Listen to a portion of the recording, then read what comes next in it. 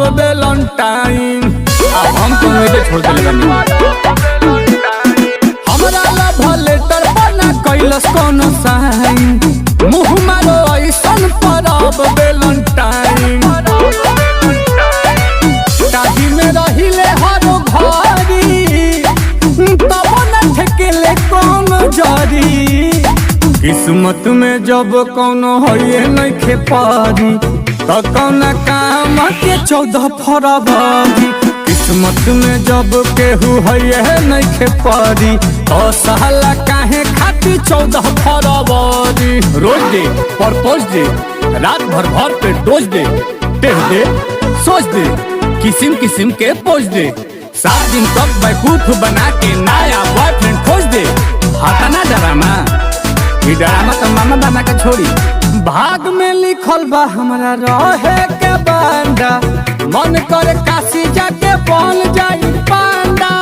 मन करे काशी जाके बन जाई पांडा। किरानी गुलाब के खेत दुई मांडा, मरले रहे झापड़ हमके नाच के लवांडा। चढ़े के न मिले हरी हरी, सुखता जवानी के अतौरी।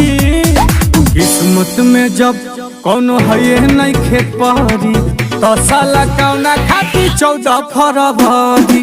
किस्मत में जब कोनो है नइखे पारी, तो साला काहे खाती 14 फरवरी।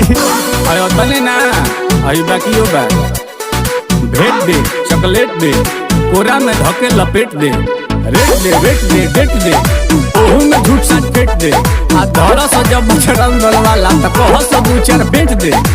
जवाना के परता पसंद हमरा लुक दे, पहले आसू बाबा बाबा पहिले से बुक रे।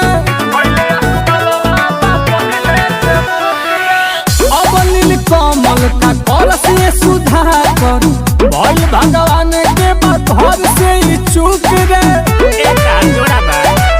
दहकतरुआ हमर पारी, लागत कुंवर जाई मारी।